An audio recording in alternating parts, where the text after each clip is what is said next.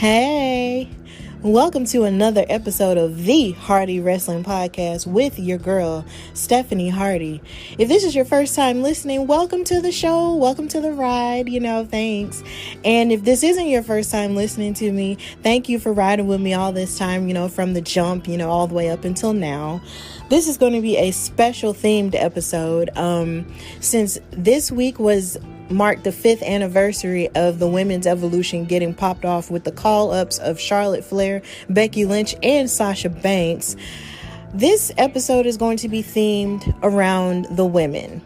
And I know it's going to be a little bit different because I know I talk about the men and the women all the time on my show, but this time I just felt moved and inspired to make an episode, highlighting the women and how far they've come. And of course, to highlight parts of the past, to lead us to this very point where we're at. And I'm going to be discussing, news and gossip-ish, except it's going to be, surrounded by the women. And I'm going to do a very special wrestling fan story time to chart what my journey was with the Women's Evolution as it started that July evening in 2015, and what my journey with women's wrestling has been even before that point and where it is now. And I'm going to talk about what happened this week in wrestling with the women as well. So sit back, relax, and listen to this sort of evolution themed episode of the Hardy Wrestling Podcast.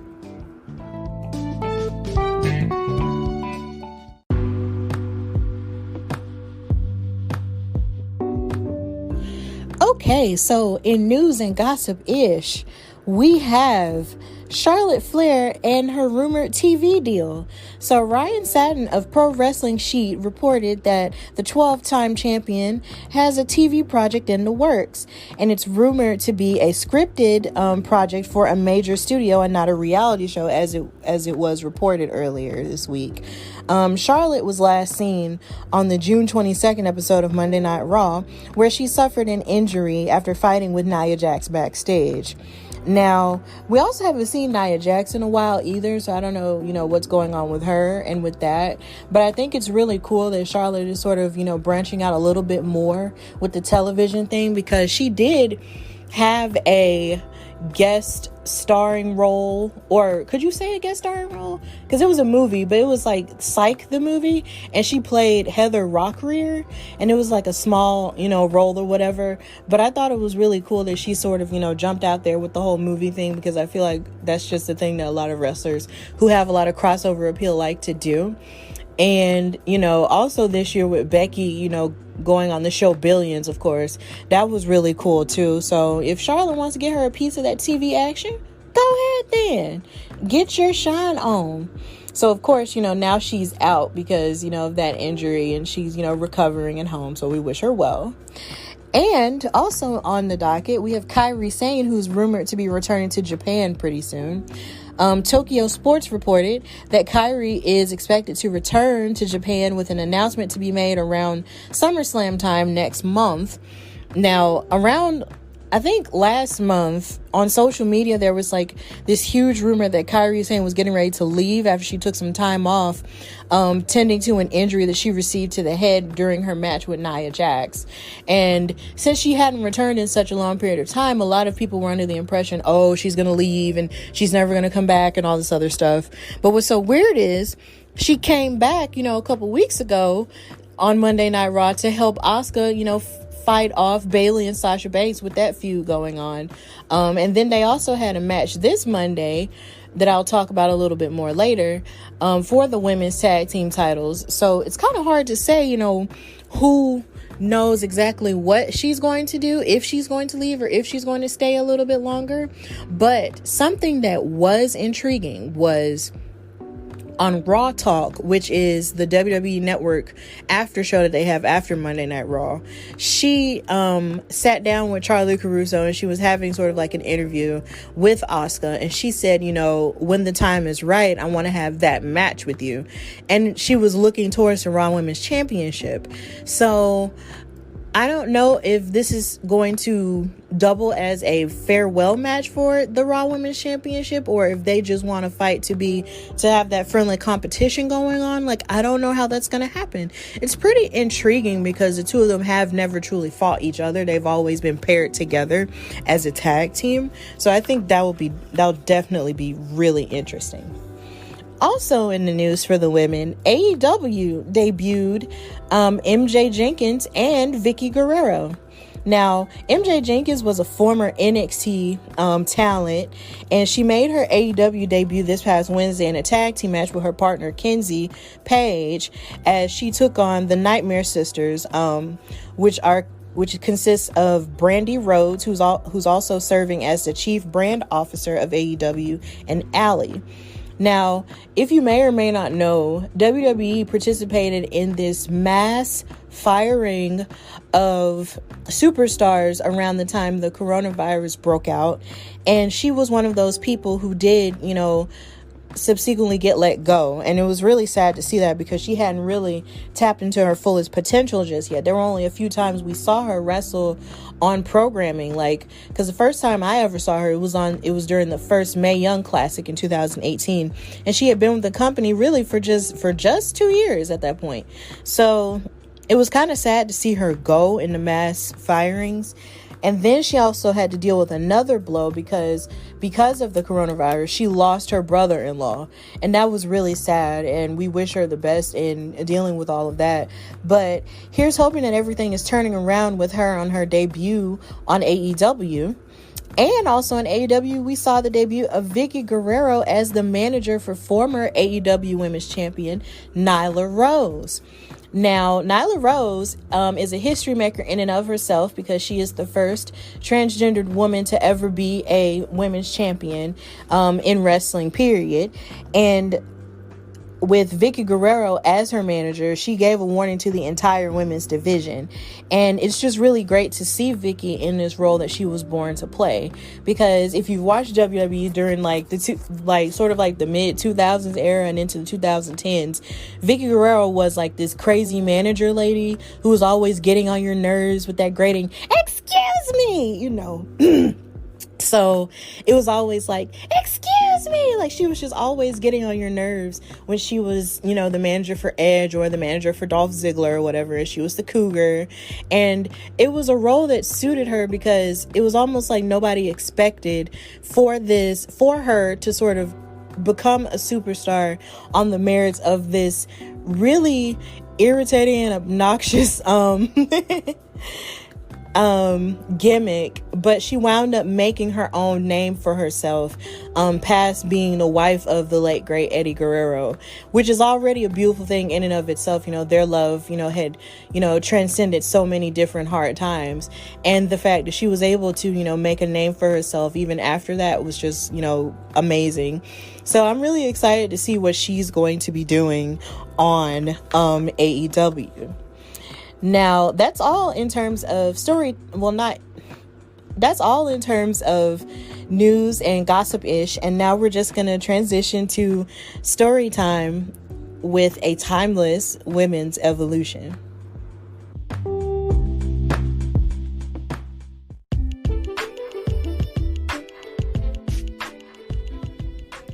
Hey, so if you're like me, you're probably brand new to making a podcast and probably have no clue where to start and probably don't have the equipment to do so. But let me tell you something. There is an app that will allow you to create your podcast and actually give you the tools that you need to make it. It's called Anchor. It's free to use, and you can download it right to your phone or your computer. And Anchor will also help you distribute your podcast so it can be heard on places like Spotify, Apple Podcasts, and many more. You can also make money from your podcast with no minimum listenership, and it has everything you need to make a podcast in one place. So if you're looking to use your voice to speak to something that you are passionate about or something that makes your heart sing, download the Anchor app or go to anchor.fm to get started. And you can download Anchor from wherever apps are sold.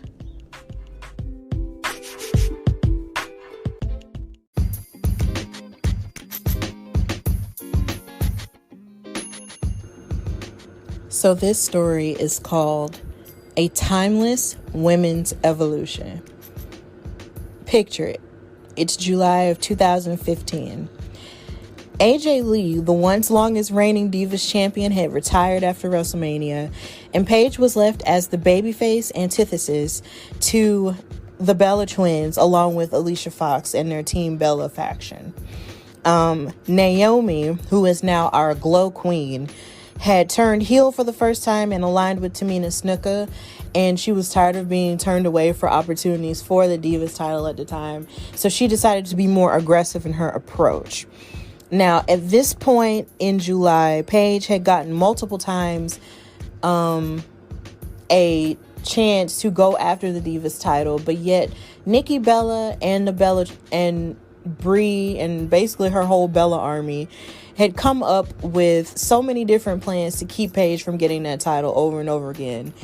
And it was just getting irritating constantly. Like, to watch them constantly cheat was just irritating. There's even a video that my boyfriend took of it that I may or may not post one day to show you how mad I was about it. But anyway, but a new dawn was beginning to rise, and it happened on this particular Monday, July the 13th.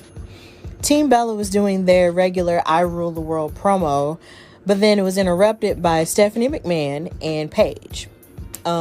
Nikki was like, "What the heck are you doing here, Paige? Nobody, asked you to be here." And Stephanie was like, "Yo, like, I asked her to be here." She didn't say yo, but she said, "I had her, be here because it's not fair that Paige is having to go after the women's title, by herself, or really even not have a team behind her. So now that I'm here, I'm going to shake up the table." And she introduced first Becky Lynch, and the graphics that was behind them, it was like on the Titantron, was the NXT logo. And it was just like, Becky Lynch came out with her silver and black outfit, so she had not yet tapped into her man status. She was just the beautiful, happy Irish girl that we were just in love with at that point, and the crowd went crazy. And then Stephanie introduced Charlotte Flair, to which everybody was all woo, and all of that, and everybody was just really excited. And as everyone was cheering, and as Becky and Charlotte had aligned with Paige, to sort of create their team, which later was known as Team PCB, Naomi and Tamina came out and interrupted, and they wanted to take their place in this moment. And Stephanie basically said, there's someone else who feels the same way you do, and she calls herself the boss. And this is where the crowd really lost his mind, and I lost my mind. I was losing my mind through all of this. And then Sasha Banks came out, and she came out and aligned with Naomi and Tamina, and everybody was like super excited. And Team Bella was basically staring at them like, "Oh my God, what is going on?" And Stephanie was like, "Well, Nikki, since you were talking about competition, how's this for competition?" And she was just like, "I've set the table of opportunity before you. Now I just want to know who's going to take it." And I remember feeling a little bit irritated with the fact that they all got in teams, and I really wanted only one of them to really start going after the Divas title, just to start something new. But the whole team thing actually turned out to be really cool, so I let that go. And as Team Bella tried to leave, they were cornered by Team PCB and Team Bad. And Sasha basically dealt the first blow and smacked the crap out of Nikki, and they all started fighting. And as they were all fighting with one another, there was a point where you could feel the change in the air, because Paige first did her old submission, which I really miss seeing, called the PTO, and on Naomi, and it was like really cool. Like, I really miss seeing her do that submission. I just miss her wrestling anyway. And Charlotte, Becky, and Sasha proceeded to put the old guard into submission, literally, and they all performed their submissions at the same time. Charlotte did her figure 8, Becky hit the disarmor, and Sasha Banks hit the bank statement on all 3 members of Team Bella. And I was just enthralled with all of it. And Team Bella basically just got tossed out of the ring as the other 2 teams sort of raised their hands in victory of what they had just done. And literally the entire trajectory of the women's division, or the Divas division at the time, had completely changed. And I remember sitting on the couch with my boyfriend watching that take place and just feeling so excited, because I had been watching NXT for like the past couple of months and just feeling, so excited with the idea that these women were actually wrestling matches that were substantial. And the fact that they came up to the main roster just further proved that WWE was about to change the perspective of what women's wrestling was to them for so very long.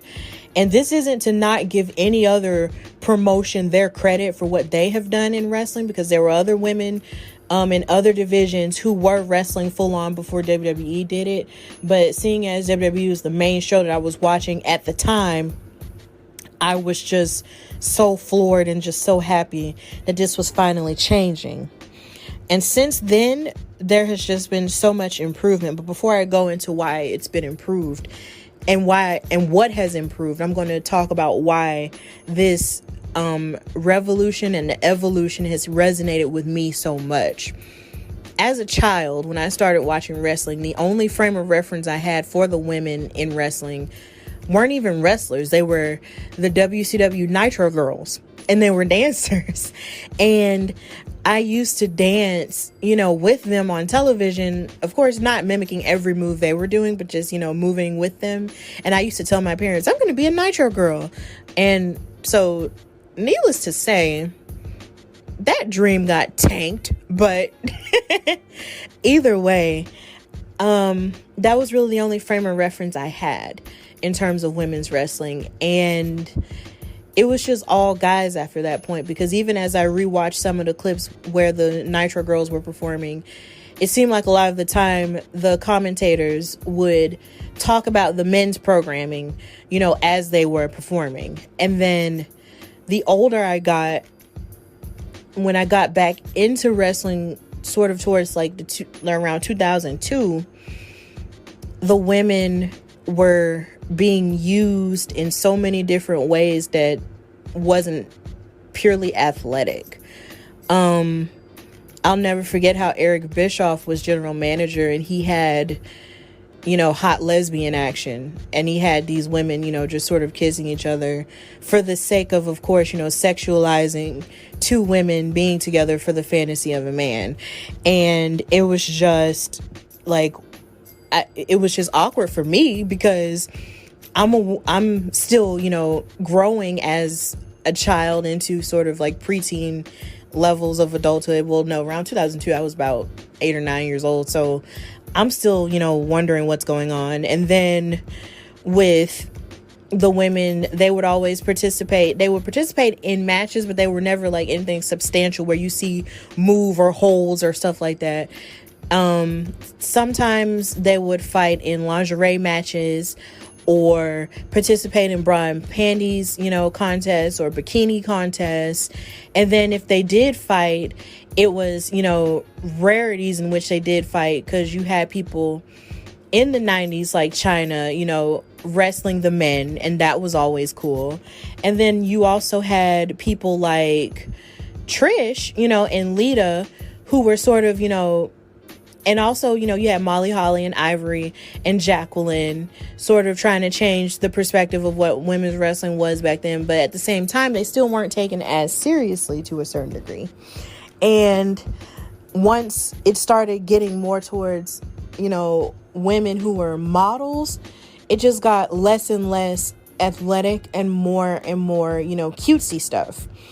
And it disappointed me, because there were even points where I would go to live events with my father, And whenever they would see the women out there, they would either go to the restroom on them, that would be the bathroom break, or they would sit there and stare at them and make all kinds of lewd jokes like, oh, let me see your boobs, and, and whistling at them and doing all kinds of catcalling things. And it's rough. It's really rough, hearing that, because you kind of just you want these women to be able to fight like the men. And the older I got, the more sick of it I got, because if the women were glorified to a certain degree, they were glorified because, they were either half naked or in a romantic angle, or they were on the cover of a magazine half naked, like on Playboy or something like that. And it was just so annoying. It was so annoying because it just felt like everything that the women were made to do, it was all for, the male gaze. And it just felt like slowly but surely it was never truly for me as a woman. There was really nothing I could full on look up to at that point.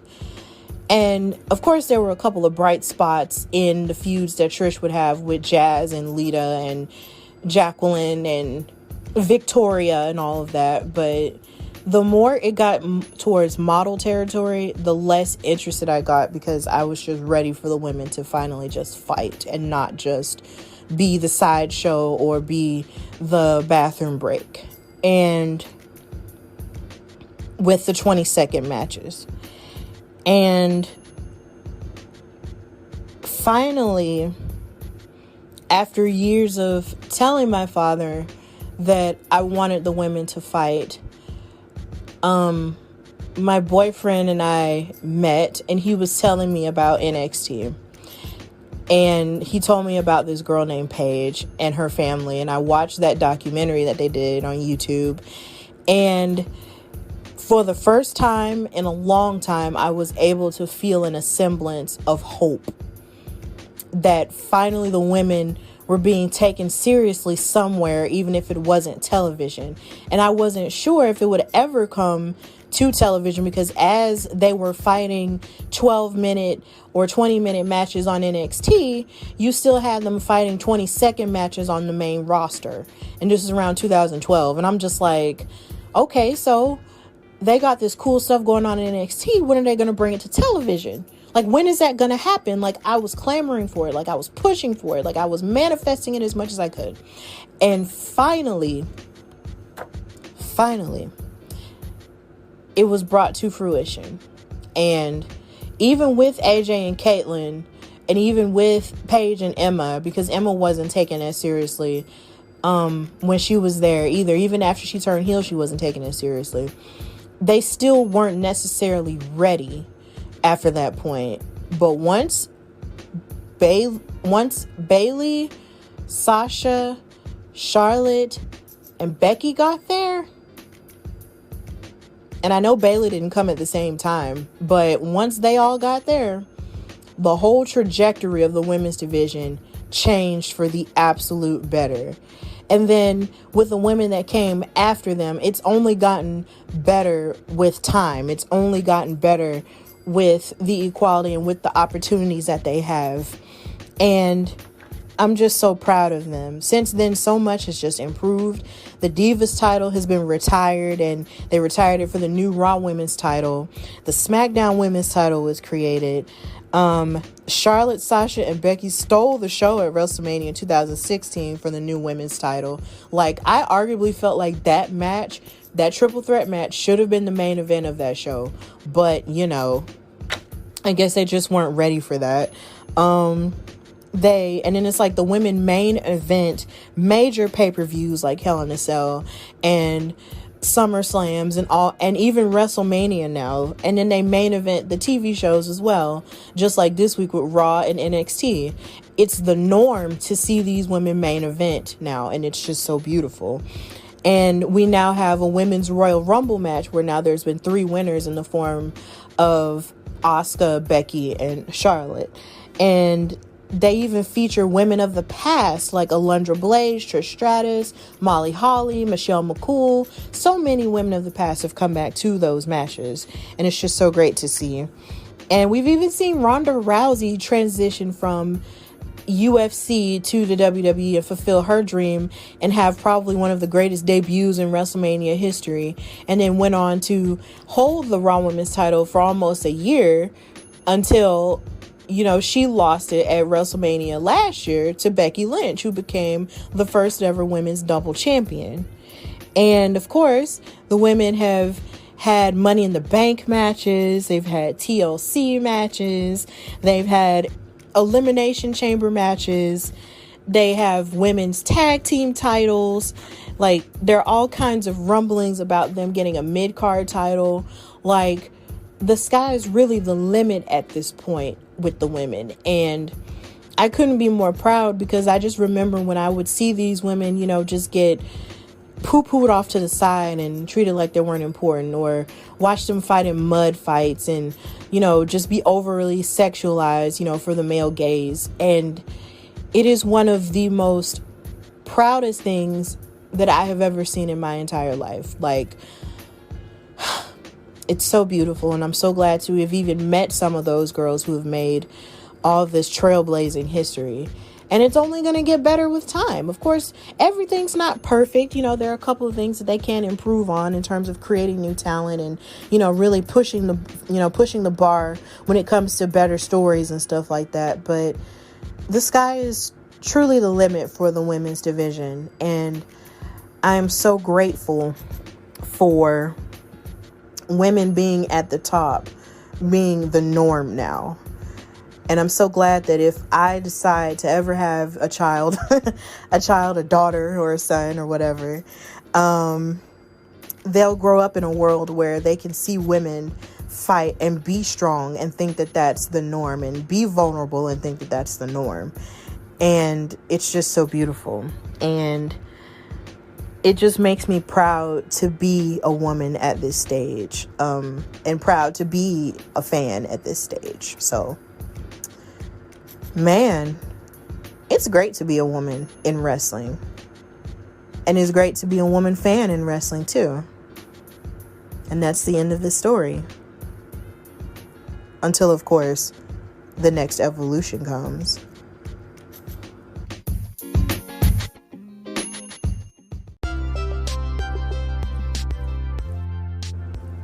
All right, so now we're going to discuss what happened this week in wrestling, and we're going to talk about what happened on Raw with the women.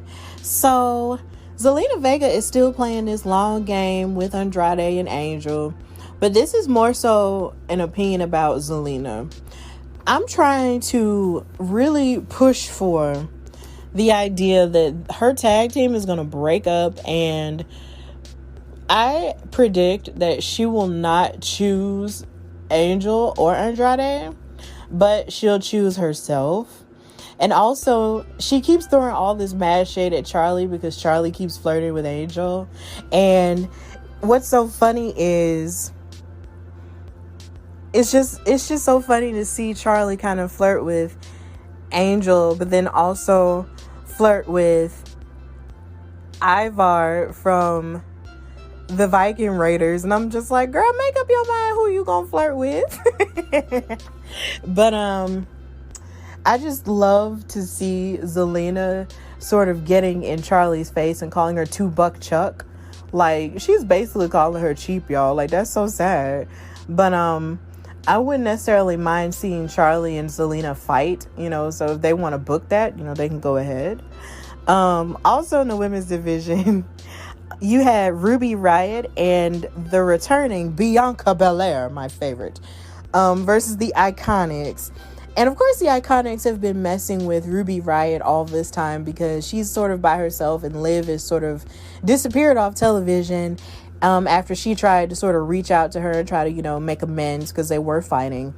And the Iconics were like, oh, Ruby Riott, you're alone. And, and even though we don't have the tag team titles, at least we have each other and no one likes you and all this other stuff. But Ruby bounced back with a new partner in Bianca Belair. And I was so happy to see her because she'd been off TV for so long. She was on Main Event and stuff on the network. But I'm just like, where is Bianca? Everybody keeps talking about how much of a star she is. Put the star on TV. And there she was. And what was so cool was just like Bianca Belair, was dodging Billie Kay's Shades of K finisher, and she wound up flattening her with the kiss of death to win the match. And it was just nice to see Ruby Riott win a match, on Raw. And it was definitely great to see Bianca Belair win her first match back on Raw since she had her run-in with Zelina Vega with the Street Profits and stuff. And I hope we see more of Bianca Belair on Raw, definitely, because she deserves to be a main event star. She deserves all of the accolades for her athleticism that she definitely showed off in this match here. Now, the only downside was the fact that she didn't use the braid. Because I just want to see her use the braid, because it's so cool to hear it go crack. But, I was just really happy with that match. And we had the return of Shayna Baszler. And right around, R-Truth, this match that R-Truth was supposed to have with Akira Tozawa for the 24/7 championship, Shayna Baszler came out and basically beat up Akira Tozawa's people. And all those ninjas, she basically beat him up, and then Tozawa backed out, was like, nah, I'm gone.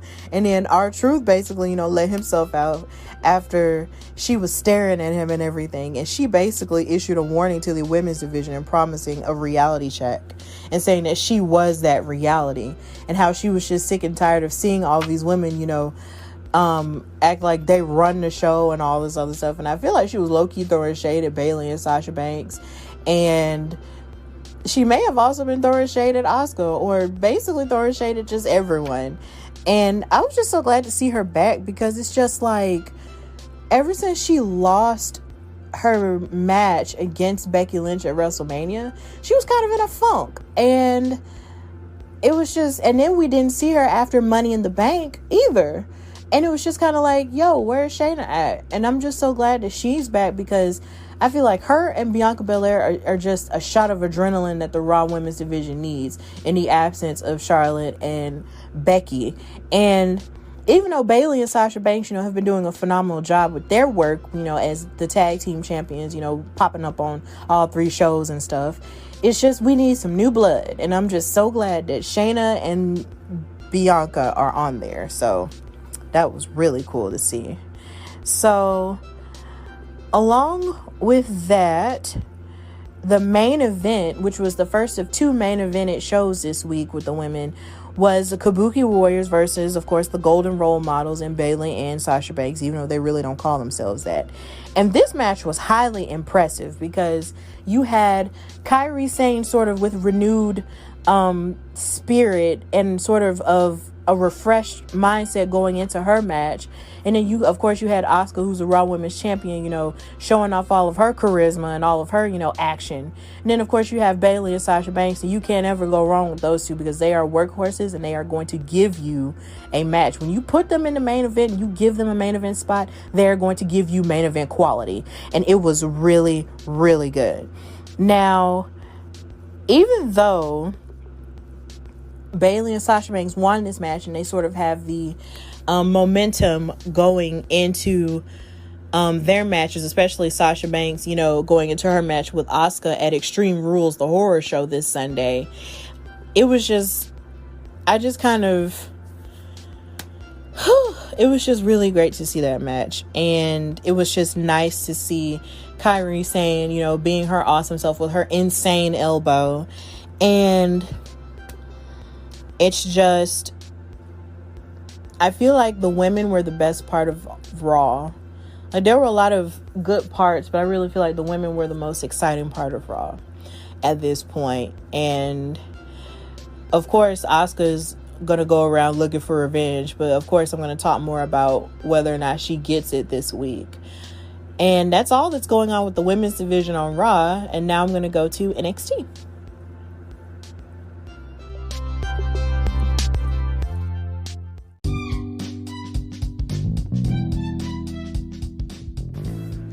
All right, so on women's NXT, Scarlett came out and poured out the broken hourglass to send the new NXT and North American champion Keith Lee a message for Karrion Kross, saying that he's going to come and eat him alive and take his belts.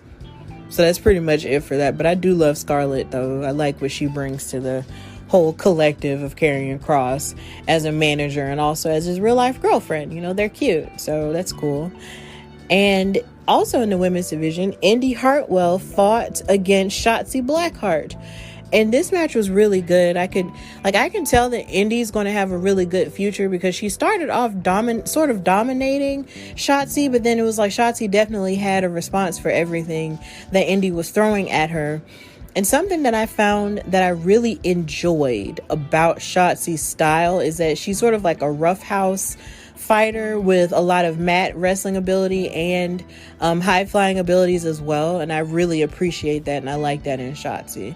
Something that Shotzi is also struggling with is Robert Stone, because she ran over Robert Stone's foot, and I guess he got put in a boot somehow, and he came out with Aaliyah to try to distract her, and Indy Hartwell kicked her, in the head for the 1-2-3. So Indy Hartwell got her first victory on NXT television thanks to Aaliyah and Robert Stone. And I guess now, as far as we know, Indy probably won't join the Robert Stone brand, but I guess now Shotzi's going to have a constant back and forth with Aaliyah and Robert Stone now. And something that I did find a little bit intriguing was the fact that Tom Phillips on the commentary table was low-key turning heel because he was feeling sympathy for Robert Stone. And I'm just like, where did this heelish Tom Phillips come from? It was just kind of awkward to sort of hear that, but changes happen. So the main event of NXT was the NXT Women's Championship match between Io Shirai and Tegan Nox. And Tegan was very ready for this opportunity. She kept saying over and over again that she didn't want anybody talking about, her injuries and how she was just a comeback kid, and she was talking about how she wants people to sort of, think of her now as a full-on competitor and not just sort of feel sorry for her and be like, oh, look at her, she's coming back from this, that, and the third, no, she's a serious competitor. And she really showed her best self in this match. I was so proud of Tegan. There were levels of intensity that I hadn't seen out of her at all until I saw this match, and it was just really good. It was a couple of times where I thought she was about to win, and especially once she hit a face buster and a Molly go round on Io Shirai.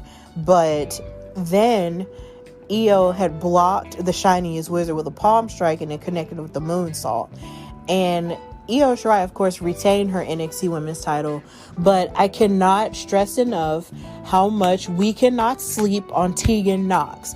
She did so very well for this to be her first NXT title opportunity, and I hope that sometime in the future that she'll get another opportunity. But even if she doesn't, it'll still be cool too. I just want to give her all of her flowers. But then as Io Shirai was celebrating, near the Titantron, Dakota Kai interrupted it by kicking her in the head and sort of just staring at her because she, is sort of asserting herself to the front of the line for the NXT Women's title now. And dang it, I just hate it when people interrupt celebrations. Because it's just you're celebrating, but then of course, you have this bad guy who has to come out and ruin it. And it's just let Io celebrate her, her first successful retainment of her title. But, Dakota Kai has to make everything about her. So, whatever. And that's all that happened on NXT TV with the women. And now we're going to go to SmackDown.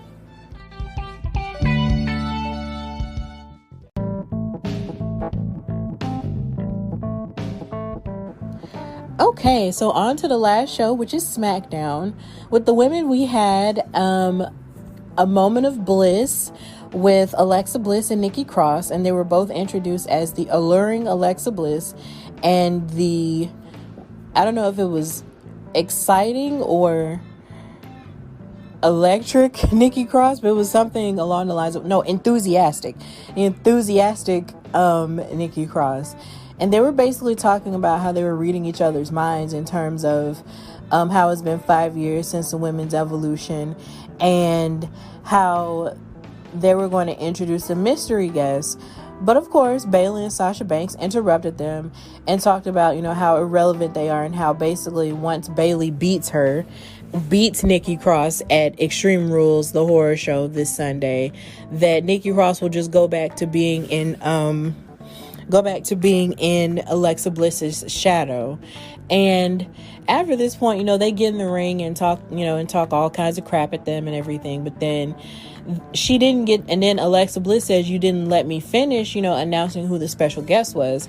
And as it turns out, the special guest was Asuka, coming from Raw. And she came out, in all of her amazing glory. And then as Bayley and Sasha Banks pretended like they were talking crap at Asuka, they proceeded to beat up on Nikki Cross and Alexa Bliss. And then as they got into a brawl and everything, Alexa Bliss basically said, "You know what? Let's get a referee out here." And it turned into a tag team match between Asuka and Nikki Cross and Bayley and Sasha Banks. And it was a pretty good match. It was, full of all of the qualities that you can expect from all four of the women. Nikki Cross was able to show a lot of her charisma in terms of her happiness along with Asuka. There was a point where they were dancing on the commentary table together. Like, that was super cute. And then, like I said, the action was really solid, but I felt really bad because Nikki Cross, got covered with the 1-2-3 because Bayley cheated and used the ropes to her advantage. And then later it showed them backstage. It showed her backstage talking to Alexa Bliss, talking about how her confidence was shot because she said last week she lost to Bayley, and then now this week she lost to Bayley again, and she just doesn't know if she can really pull it off this Sunday. But Alexa was trying to be the encouraging friend.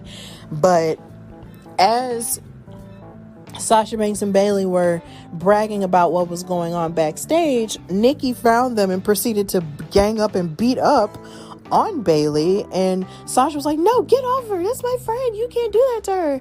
But then Alexa was trying to pull Nikki off of her as well. And I'm just like, God dang, it was just a lot of fighting going on backstage between them both. And they were just like, "No, you're not going to do that. The regular yelling." So it's kind of hard to say who has the momentum going forward in their championship match. So, because it's like Nikki lost her match, but then Bayley got beat up backstage. So we're kind of in the middle, and I believe at this point it can go either way. I'm pretty sure Alexa will come out and be Nikki's moral support, just like more than likely Sasha will probably be Bayley's moral support. But like I said, it could go either way with either of those two. And then, of course, Sasha has the momentum going forward with her match against Asuka on Sunday as well for the Raw Women's Championship, because, they won that tag team match. So, yeah, Sunday's going to be really interesting in terms of that. And also in terms of the women, we had Lacey Evans versus Naomi. And this sort of came from last week, where they had their karaoke showdown and Naomi won. And I guess Lacey Evans wasn't having it and she was angry about it. So I guess now she was, she wanted to fight her. But then like all day today, they were throwing barbs at each other on Twitter. And something that came to my attention online was the fact that there are some fans who felt like some of the things that Lacey Evans was saying about Naomi's granny's hair, because Naomi made a snide remark about Lacey's grandma or something like that, and then Lacey shared a GIF with a woman getting grabbed by some type of animal by her hair, and her hair was disheveled and it looked like it was a black woman's hair. And along with that, with those frustrations that some of those fans on Twitter had, as the match went on and as Naomi was showing off all of her athleticism in this match and even hitting a split on top of Lacey almost for a 1-2-3 count, Lacey had beat up on Naomi and then grabbed her hair and tried to tie it into a knot on the second rope. And the one thing that culturally you just don't do to a black woman's hair is touch it and try to, play with it as if it's an object. But then at the same point in rate, you have people like Bianca Belair who also uses her hair in her matches. So, but then it's like the women pull each other, by their hair sometimes, all the time. I mean, not as much as they used to in the past, but definitely sometimes it happens now. But I'm going to try to reserve my full-on Lacey might be a racist anger. I'm trying to hold on to it and not go down that road.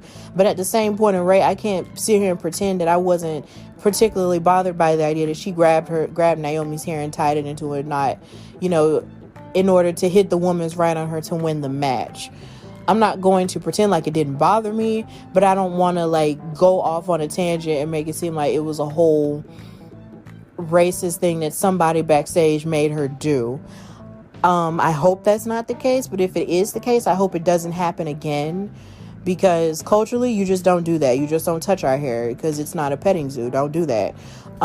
So that's really all what happened with the women. And of course, they mentioned how on social media, all the women superstars were celebrating women of the past, present, and of course the future in terms of the Women's Evolution Week. And I think what disappointed me with this episode of SmackDown was the fact that Raw and NXT had two women's main events in Io Shirai versus Tegan Nox on NXT, and then on Raw you had the Kabuki Warriors versus Bayley and Sasha. And on SmackDown tonight, the main event was AJ Styles and Matt Riddle for the IC Championship. And even though that is a big deal, or whatever, I still felt like they should have, kept with the possible theme of having the women main event all three shows, because that would have shown that they, value, and they still value, their women, of course, and to show the fans that this is a new age and that this is a new day in which the women can main event all three brands and it be considered the norm. So I was disappointed with SmackDown in that aspect and in that regard, but I guess it just is what it is at this point. But I am happy to see Naomi fighting more, because of the fact that, she's a talent and she deserves, to have this spotlight, even if it is fighting Lacey Evans. And I love Lacey Evans. But I feel like with this heel persona that she's gaining now, I'm afraid it's almost bordering on problematic. And I just don't need for that to happen, because there's so much problematic stuff going on in the world enough as it is. So I really don't necessarily want to see it in my wrestling either. So yeah, that's pretty much all that's going on with the women on SmackDown. And now we're just going to go to the conclusion.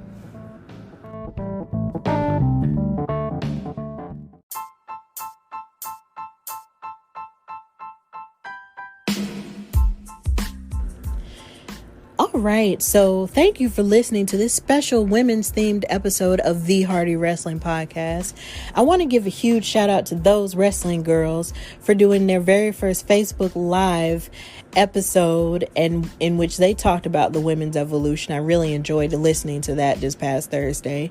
And I also want to give another shout out to Miranda Morales, who is one of the hosts of the Lucha Central podcast. Like, she has definitely been a huge help to me in terms of my podcasting journey. And I definitely want to give another huge shout out to the Face Beat Heels High Wrestling Podcast. They gave me lots of beautiful encouragement in the form of a review. And speaking of reviews, if you really like this show, don't hesitate to give me 5 stars or write a review on how much you like it. That would be a big help to me, and that just really encourages my self-esteem. So if you like the show, please don't hesitate to say so. If you want to listen to it, you can listen to it on YouTube, because I have a YouTube channel, Hardy Wrestling with Stephanie Hardy. You can follow it on YouTube. You can also listen to me on iHeartRadio, Spotify, Apple Podcasts, Google Podcasts, Podchaser, and basically anywhere you can listen to podcasts is where you can listen to this podcast. Thank you so much for listening to it. If you've listened to it from the jump, thank you. If you haven't, and if you're just starting, I hope that I can continue to create a safe space for you to listen to wrestling and what's going on during the week. And hopefully I'll have a new episode for you next week, in which I'll have an interview for you as well. It's pretty special because she'll be the first female guest on my show. Yay! So that's going to be amazing. So until then, have a safe and amazing weekend and enjoy the summer for as much as you possibly can, because of course with everything that's going on, it's hard to, but still enjoy it as much as you possibly can. And just continue to love your families, love your friends, and empower the women in your life. And just be good to yourself. And until then, this is Hardy Wrestling with me, your girl, Stephanie Hardy. Bye, y'all.